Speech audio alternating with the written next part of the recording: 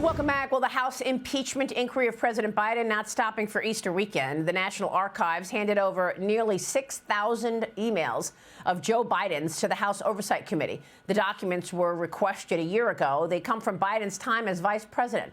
Republicans requested all messages involving Hunter Biden, James Biden, and any family business partner.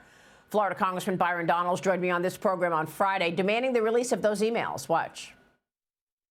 There are still the thousands and thousands of fictitious emails from when he was vice president of the United States that the National Archives still has not released to the Oversight Committee. We're talking about with fictitious names like Robert L. Peters or Robin Ware that allegedly Joe Biden was using. The National Archives has these emails. The Oversight Committee needs to see these emails so we can finish our investigation. Wow, Robert L. Peters, Robin Ware. Joining me now is Tennessee Congressman Tim Burchett. He's a member of the House Oversight and Foreign Affairs Committees. Congressman, good to see you. Thanks very much for being here. What's the point of all of this? What specifically is the Oversight Committee looking for from these emails?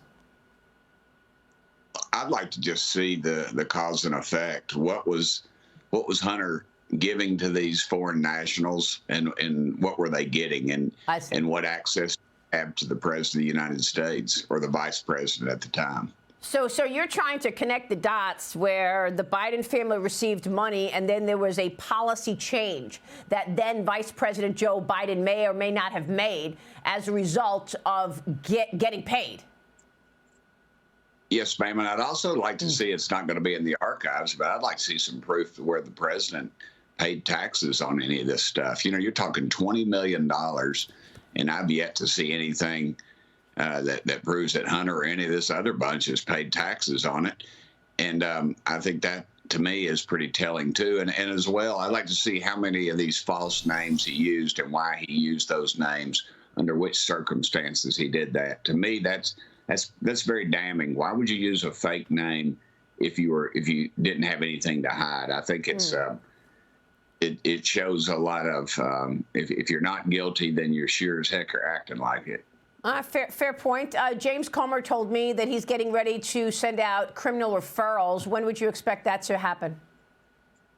I would think any time now. Chairman Comer's pretty he's pretty poignant in those kind of facts and things, and I don't think he would bring it up unless he thought he had something there.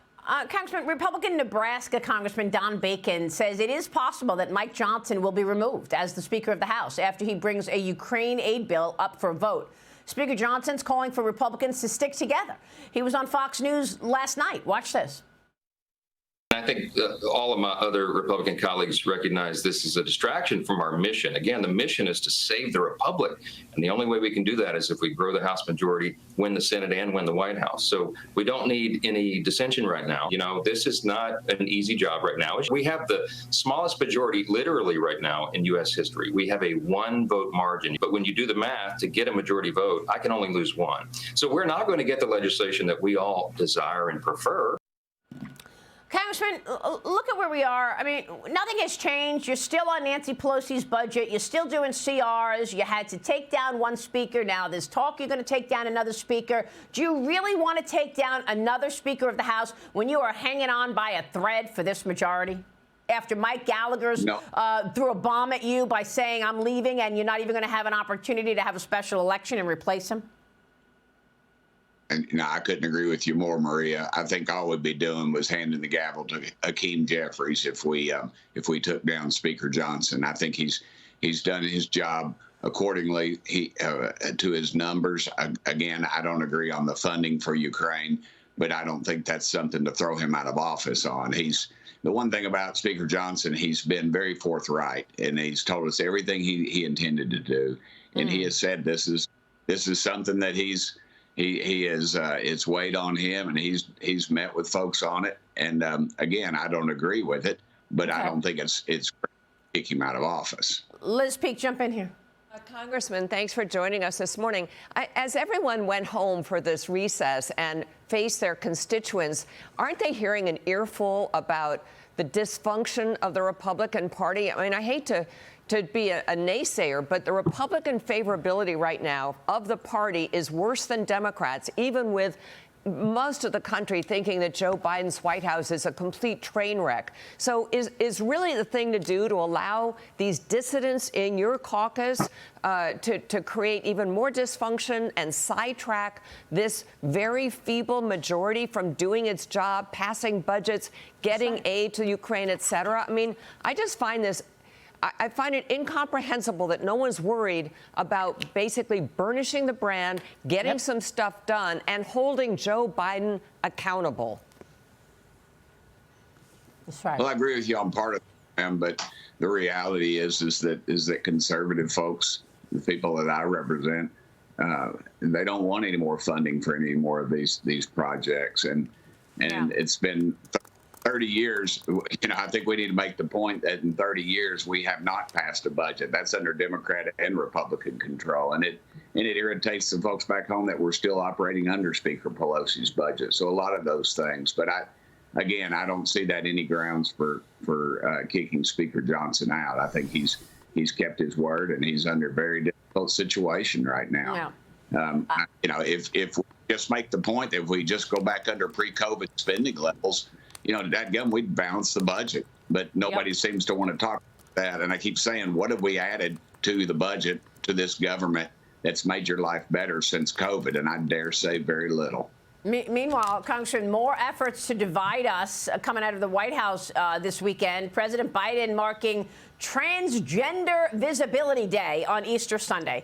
He posted this on X: today on Transgender Day of Visibility, I have a simple message to all trans Americans. I see you. You are made in the image of God, and you're worthy of respect and dignity.